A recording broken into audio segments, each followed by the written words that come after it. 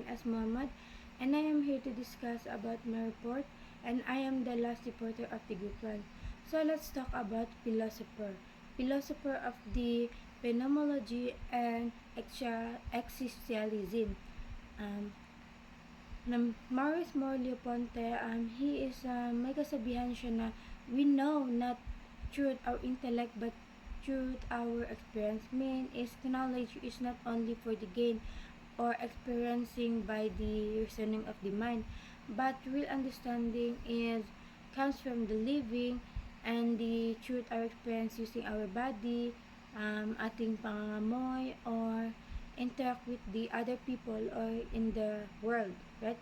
So, for example, we can read a swimming by the book, but in reality, we can we can truly understand swimming if we experiencing being in the water, right?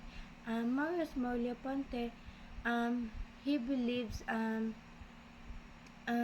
that the self is not only about the mind or intellect, but usually but also of how we live and experience the world truth in our body. Secondly, the philosopher of the brain, Paul Churchland.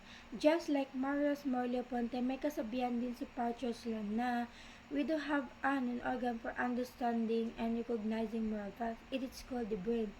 So its main is thing is like a moral fact and ethically choices. May paniniwala din dating, right? But the desire are not rooted in some and non-physically soul.